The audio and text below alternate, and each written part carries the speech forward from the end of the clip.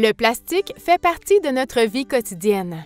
Mais saviez-vous que les matières plastiques ne sont pas toutes sur le même pied d'égalité sur les plans de la fabrication et du recyclage? À l'intérieur du symbole de recyclage en triangle bien connu, un chiffre peut nous indiquer si un produit est réellement recyclable. Voici un aperçu de la signification de chaque chiffre.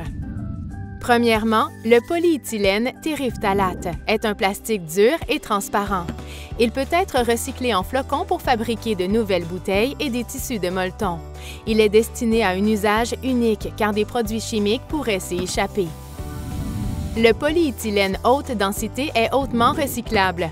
Il peut être transformé en de nombreux produits, tels que des contenants alimentaires et des meubles de jardin. Le polychlorure de vinyle est mou et souple et n'est pas couramment recyclé. Sa fabrication requiert des matériaux vierges et il contient des phtalates, un carcinogène présumé.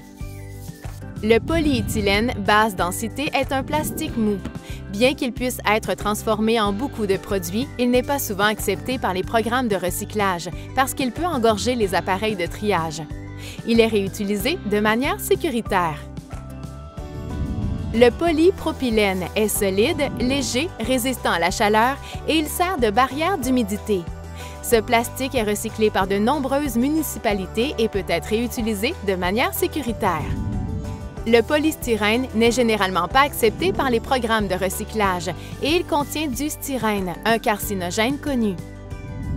Enfin, la catégorie numéro 7 englobe tous les plastiques fabriqués à partir d'autres résines que celles énumérées ci-dessus.